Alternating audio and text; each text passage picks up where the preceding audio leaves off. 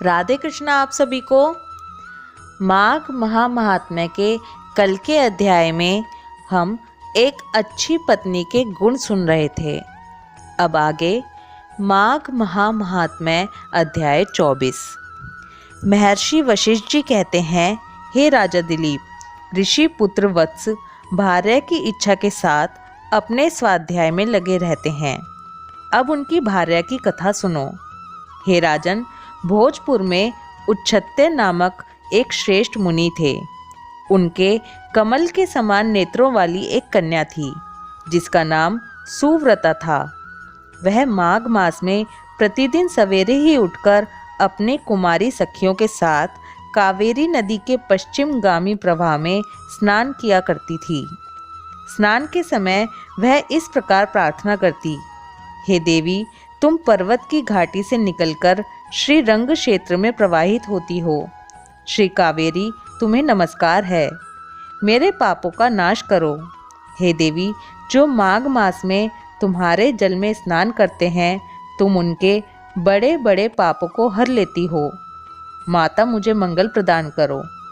हे पश्चिम वाहिनी कावेरी, मुझे पति, धन, पुत्र, संपूर्ण मनोरथ और पतिव्रत्य पालन की शक्ति दो। ये कहकर सुव्रता कावेरी को प्रणाम करती और जब कुछ कुछ सूर्य का उदय होने लगता, उसी समय वह नित्य स्नान किया करती थी। इस प्रकार उसने 3 वर्षों तक माघ स्नान किया। उसका उत्तम चरित्र तथा गृह कार्य में चतुरता देखकर पिता का मन बड़ा प्रसन्न रहता था। वे सोचने लगे, अपनी कन्या का विवाह किससे करूं? इसी बीच कुत्स मुनि ने अपने पुत्र ब्रह्मचारी वत्स का विवाह करने के लिए उच्छत्य की सुमुखी कन्या सुव्रता का वरण करने का विचार किया। सुव्रता बड़ी सुंदर थी, उसमें अनेक शुभ लक्षण थे। वह बाहर भीतर से शुद्ध तथा निरोग थी। उस समय उसकी कहीं तुलना नहीं थी। वत्स मुनि ने उससे विवाह करने की अभिलाषा की। एक दिन सुव्रता अपनी 3 सखियों के साथ माघ स्नान करने के लिए अरुण उदय के समय कावेरी के तट पर आई। उस समय एक भयानक जंगली हाथी पानी से निकला। उसे देखकर सुव्रता और सभी कन्याएं भय से व्याकुल होकर भागने लगीं। हाथी भी बहुत दूर तक उनके पीछे पीछे गया। चारों कन्याएं वेग से दौड़ने के कारण हांफने लगी और तिनकों से ढके हुए एक बहुत बड़े जलशून्य कुएं में गिर पड़ी। कुएं में गिरते ही उनके प्राण निकल गए। जब वे घर लौटकर नहीं आई, तब उनके माता पिता उनकी खोज करते हुए इधर उधर भटकने लगे। उन्होंने वन वन में घूमकर झाड़ी झाड़ी छान डाली। आगे जाने पर उन्हें एक गहरा कुआं दिखाई दिया जो तिनकों से ढका होने के कारण प्राय दृष्टि में नहीं आता था। उन्होंने देखा, वे कमल लोचन कन्याएं कुएं के भीतर निर्जीव होकर पड़ी हुई हैं। उनकी माताएं कन्याओं के पास चली गईं और शोकग्रस्त हो बारंबार उन्हें छाती से लगाकर हे विमले, हे कमले, सुव्रते, सुरसे आदि नाम ले लेकर विलाप करने लगीं।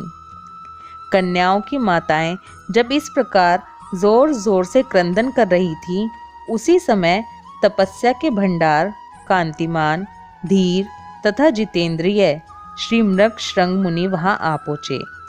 उन्होंने मन ही मन एक उपाय सोचा और सोचकर उन्हें आश्वासन देते हुए कहा, जब तक इन कमल नयनी कन्याओं को जीवित ना कर दूं, तब तक आप लोग इनके सुंदर शरीर की रक्षा करें। ये कहकर मुनि परम पावन कावेरी के तट पर गए और कंठ भर पानी में खड़े हो गए। मुख एवं भुजाओं को ऊपर उठाए सूर्य देव की ओर देखते हुए मृत्यु देवता की स्तुति करने लगे। इसी बीच में एक समय वही हाथी पानी के भीतर से उठा और उन ब्राह्मण मुनि को मारने के लिए सूंड उठाए बड़े वेग से उनके समीप आया। हाथी का क्रोध देखकर भी मुनिवर मृगशृंग जल से विचलित नहीं हुए, अपितु चित्रलिखित से चुपचाप खड़े रहे। पास आने पर एक ही क्षण में उस गजराज का क्रोध चला गया। वह बिल्कुल शांत हो गया। उसने मुनि को सूंड से पकड़कर अपनी पीठ पर बिठा लिया। मुनि उसके भाव को समझ गए। उसके कंधे पर सुखपूर्वक बैठने से उन्हें बड़ा संतोष हुआ। उन्होंने हाथ में जल लेकर कहा, मैंने 8 दिनों के माघ स्नान का पुण्य तुम्हें दे दिया। यूं कहकर उन्होंने शीघ्र ही वह जल हाथी के मस्तक पर छोड़ दिया। इससे गजराज पाप रहित हो गया और मानो इस बात को स्वयं भी समझते हुए उसने बड़े जोर से गर्जना की। उसकी इस गर्जना से मुनि के मन में बड़ी प्रसन्नता हुई और उन्होंने उस गजराज के ऊपर अपना हाथ फेरा। मुनि के हाथ का स्पर्श होने से उसने हाथी का शरीर त्याग दिया और आकाश में देवता की भांति दिव्य रूप धारण किया। ये सब मुनि कुछ आश्चर्य से देख रहे थे। तब दिव्य रूपधारी उस जीव ने कहा, हे मुनीश्वर, मैं कृतार्थ हो गया, क्योंकि आपने मुझे अत्यंत निंदित एवं पापमय पशु योनि से मुक्त कर दिया। हे दयानिधे, अब मैं आपको अपना सारा वृत्तांत बतलाता हूँ। पूर्व काल की बात है।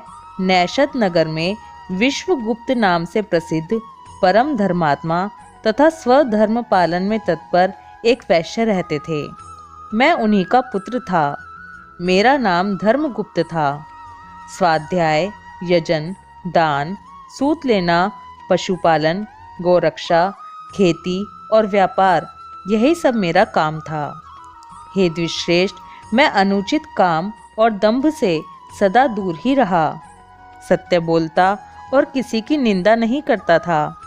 इंद्रियों को काबू में रखकर अपनी स्त्री से ही अनुराग करता था और परी स्त्रियों के संपर्क से बचा रहता था। मुझ में राग, भय और क्रोध नहीं थे। लोभ और मत्सर को भी मैंने छोड़ रखा था। दान देता, यज्ञ करता, देवताओं के प्रति भक्ति रखता और गौओं तथा ब्राह्मणों के हित में संलग्न रहता था। सदा धर्म, अर्थ और काम का सेवन करता तथा व्यापार के काम में कभी किसी को धोखा नहीं देता था। ब्रह्म लोग जब यज्ञ करते उस समय उन्हें बिना मांगे ही धन देता था। समय पर श्राद्ध तथा संपूर्ण देवताओं का पूजन करता था। अनेक प्रकार के सुगंधित द्रव्य, बहुत से पशु, दूध, दही, मट्ठा, गोबर, घास, लकड़ी, फल, मूल, नमक, जायफल, पीपल, अन्न, साग के बीज, नाना प्रकार के वस्त्र, धातु, ईख के रस से तैयार होने वाली वस्तुएं और अनेक प्रकार के रस बेचा करता था। जो दूसरों को देता था वह तोल में कम नहीं रहता था और जो औरों से लेता था वह अधिक नहीं होता था। जिन रसों के बेचने से पाप होता था उनको छोड़कर अन्य रसों को बेचा करता था। बेचने में किसी भी प्रकार का छल कपट नहीं करता था। जो मनुष्य साधु पुरुषों को व्यापार में ठगता है वह घोर नरक में पड़ता है तथा उसका धन भी नष्ट हो जाता है। मैं सब देवताओं, ब्राह्मणों तथा गौओं की प्रतिदिन सेवा करता और पाखंडी लोगों से दूर रहता था। हे मुनि, किसी भी प्राणी से मन, वाणी और क्रिया द्वारा ईर्ष्या किए बिना ही जो जीविका चलाई जाती है वह परम धर्म है। मैं ऐसी ही जीविका से जीवन निर्वाह करता था।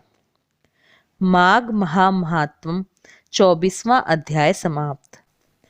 ओम नमो भगवते वासुदेवाय नमः। राधे कृष्णा।